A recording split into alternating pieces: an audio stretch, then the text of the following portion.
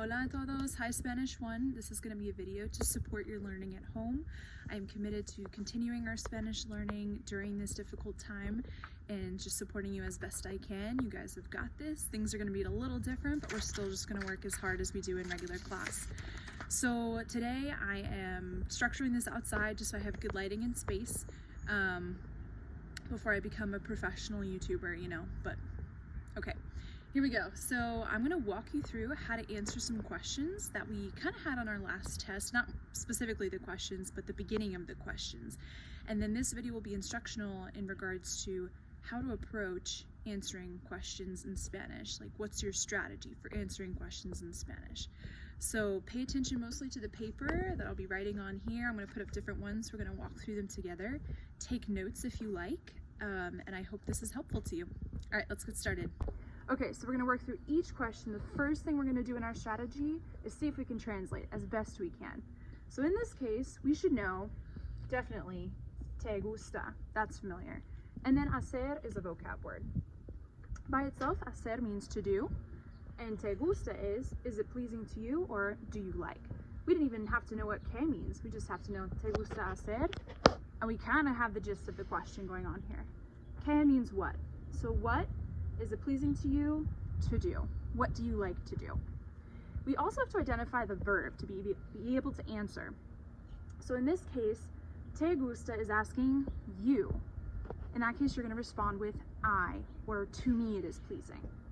So my first line of action would be, I've identified who the question is being asked, and then the verbs in this case are gusta and hacer. The most important one in this case is going to be the gusta, que te gusta.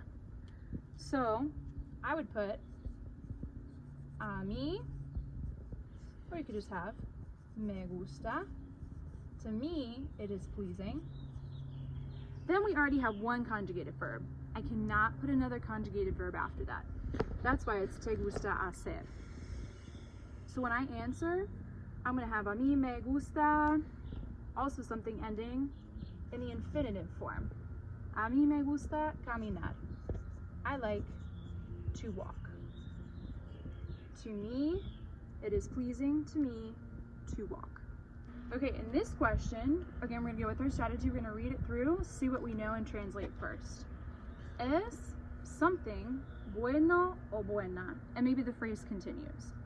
So is something good? We have bueno or buena because depending on what this is, the gender of the adjective will match. So to answer this question, it's an is question. If I said, is, I don't know, the class good, we would answer the class is. So this is going to stay the same, okay? However, this is going to switch places. Es, let me put la clase, and I'll put buena. Sí, la clase es buena. I just had to change the place of a few things for it to make sense. Let me go over what I did.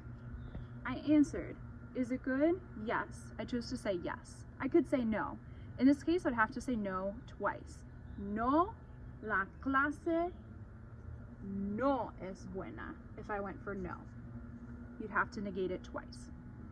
But because I went with yes, I said sí, la clase es, again, changed places, buena. La clase is feminine, and we know that because of the article in front is la. So that's why the adjective here has to match, okay? This is a prefieres question. Prefieres comes from the verb preferir, to prefer.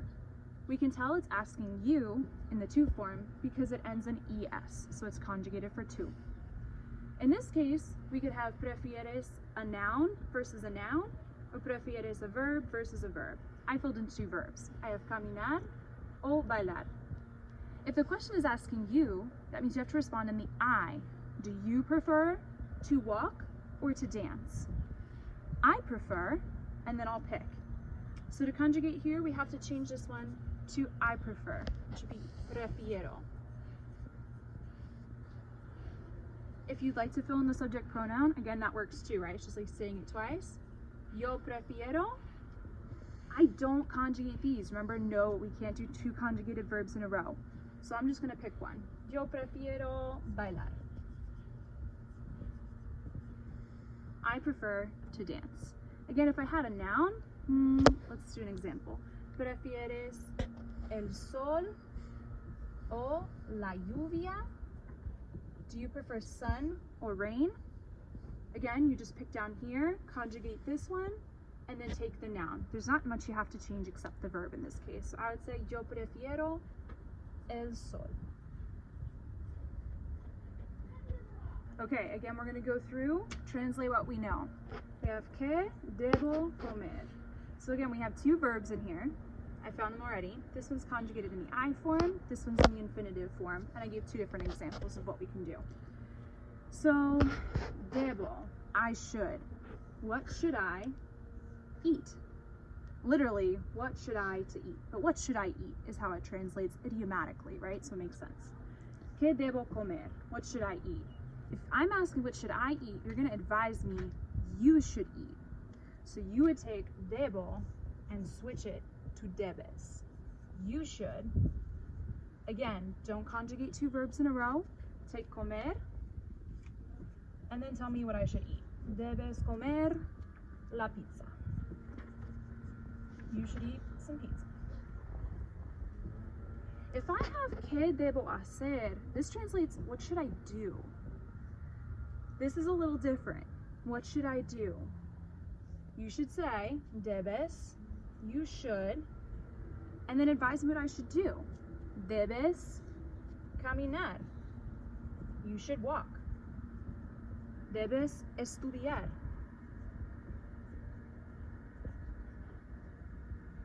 Okay? Make sure it makes sense. Again, we can't conjugate two verbs in a row, but you don't need to put hacer in there unless it makes sense. Like you're saying, debes hacer la tarea. You should do your homework. Okay? Okay, this one's pretty simple. We only have eres. Eres as a question is, are you? And it comes from ser. Again, we use ser for things that are permanent. We're not going to use it for how we feel or our location. So eres is, are you? And then give me an adjective. So in this case, let's see. Are you, let's do studious. Estudioso or a. Okay? To answer this, it's again asking a you question in the to form. So I'm going to take my verb and put it in the I form to answer. For I, with ser, it would be yo soy or just soy, up to you. And then because I'm feminine, I'm going to put estudiosa because I'm describing myself. I am studious. I'm a studious person. It's not how I'm feeling, it's what I'm like. Okay, again, start with translating the question, see what we know. Our verb in this case could be twofold because I wanted to give a singular and a plural example. So I said como es or como son. Es and son again come from ser, meaning something permanent, not how you feel, not where you are. So como es mi hermana? What is my sister like? Okay? Or como son mis amigos? What are my friends like? Not how they're feeling and not where they are, right? Como is how. So if I had como están mis amigos, that'd be how are my friends? If I had donde están mis amigos, it'd be where are my friends? But I have como son. So it has to be what are they like? To answer, again, let's go through it in English. If I were to say, what are your friends like? Or what are my friends like? In both cases, I would answer, my friends are like, right? They are. We're gonna do the same thing here. We actually don't have to change our verb. We can add a subject pronoun, so I could say, ellos son, they are, or if I had something singular, maybe él es, and then describe according to the gender. So ellos son trabajadores, hardworking.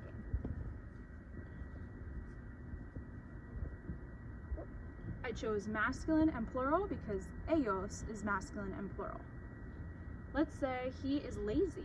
Él es perezoso. I have singular and masculine. This needs to be singular and masculine.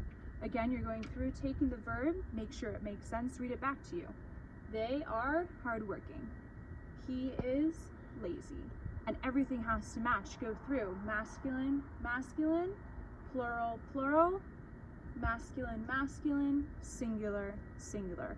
Your adjective and your subject pronoun always have to match.